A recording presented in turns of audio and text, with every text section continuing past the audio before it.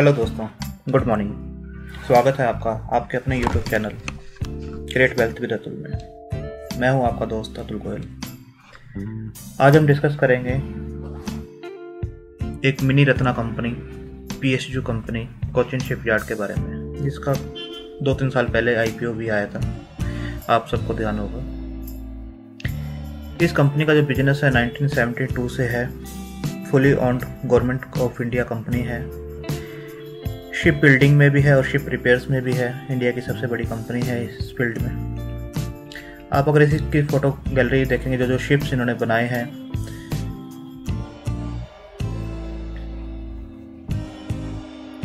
बड़े शिप्स, छोटे शिप्स, सबसे बड़ा जो बिजनेस है इनका शिप बिल्डिंग का है।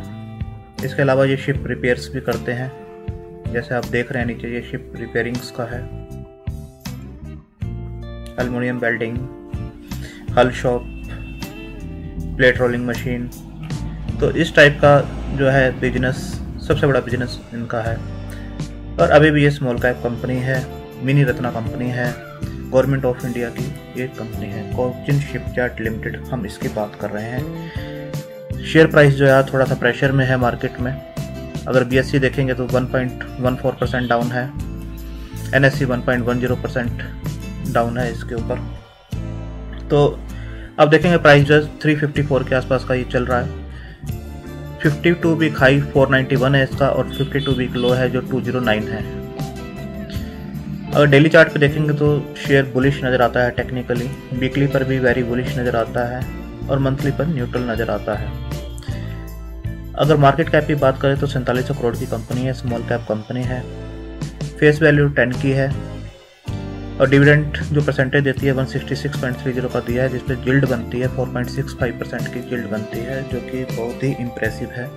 डिलीवरी जो जा रही है 52.89 की जा रही है। अगर एवरेज देखें 3 डेज की तो 54 की है, 5 डेज की 56 है, 8 डेज की 54 है, यानी 50% से ऊपर की डिलीवरी डेली जा रही है। इसकी डिलीवरीज होती हैं जो शेयर्स मार्केट में ट्रेड करते हैं पूरे दिन, उसमें से कितना इंटरडे क्लोज हो जाते हैं और बाकी के डिलीवरीज में आते हैं। तो 50% से ऊपर की जो है इसके अंदर डिलीवरीज हैं, बाकी इंटरडे में क्लोज हो रहे हैं।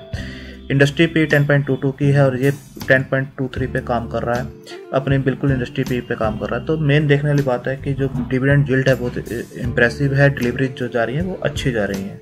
अगर हम अपने एक और चेकलिस्ट पे गौर करते हैं कि शेयर में पैसा लगाने से पहले अगर फेयर वैल्यू से, जो अभी मार्केट प्राइस है इसका, वो फेयर वैल्यू से कम चल रहा है। इसका रिटर्न वर्सेस FD देखें, बैंक FD को अगर कंपेयर करें तो शेयर ने जो बैंक FD से कहीं अच्छे रिटर्न्स बना के दिए हैं इस प्राइस के ऊपर भी। इसको अगर देखें तो ये प्राइस अभी अपने लाइफ टाइम हाई से भी कम है, और 52 वीक से भी कम है।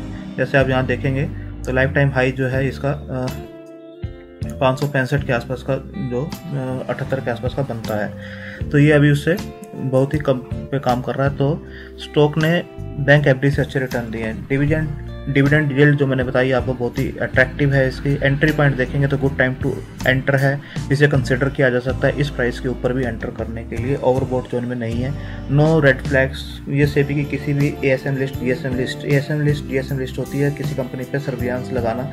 अगर उसकी वोलेटिलिटी बहुत ज़्यादा हाई हो रही है, या लो हो रही है, या फिर उसका फंडामेंटल्स में ड्रास्टिकली कुछ चेंज आ रहे हैं, तो सर्विलांस लिस्ट में लगाया जाता है उसे। तो ये सेबी की किसी भी ASM लिस्ट, GSM लिस्ट में नहीं है।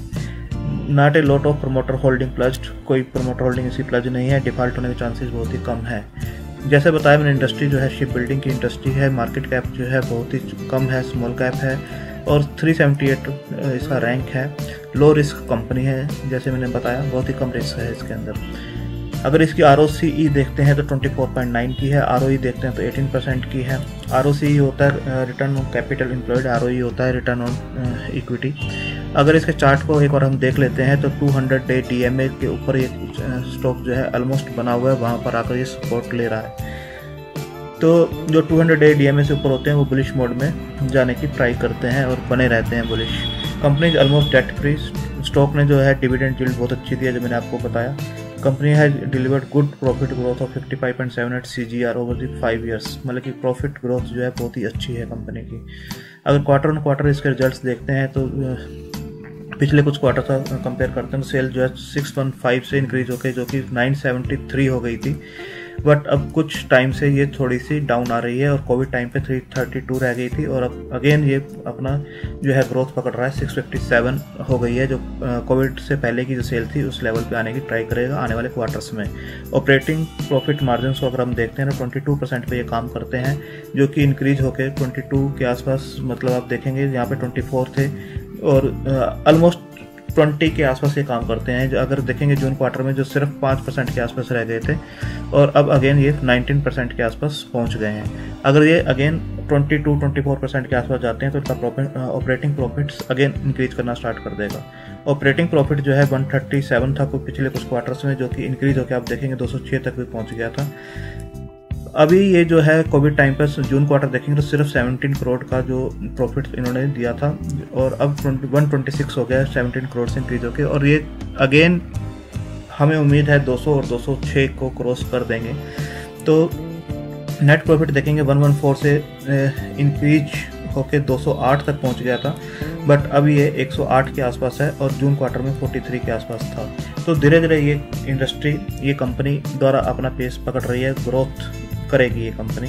सेल्स जो है 1256 की थी, अगर एनुअली इसे कंपेयर करें पिछले कुछ सालों से तो 1256 था, जो कि इंक्रीज होकर 3422 के आसपास हो गया है, अच्छा इंक्रीज हुआ है। ऑपरेटिंग प्रॉफिट मार्जिन जो पूरे साल के अगर देखें 25% थे, जो कि अब 21% के आसपास है। पहले से जो है ऑपरेटिंग प्रॉफिट मार्जिन जो है कम हुए हैं, बट 20% से ऊपर भी अगर ये बना रहता है तो अच्छे ऑपरेटिंग प्रॉफिट मार्जिन हैं। ऑपरेटिंग प्रॉफिट देखेंगे 308 से इंक्रीज होकर 714 करोड़ के आसपास इनके ऑपरेटिंग प्रॉफिट्स हो गए हैं। अगर नेट प्रॉफिट आप देखें 2009 में जो 160 करोड़ के आसपास इनका आता था, वो 638 करोड़ के आसपास का इनका प्रॉफिट्स आ रहा है। अगर आप देखेंगे तो एनुअली देखेंगे तो ये मतलब कि हाईएस्ट एवर जो है इनका ऑपरेटिंग नेट प्रॉफिट है 160, 223, 228, 155।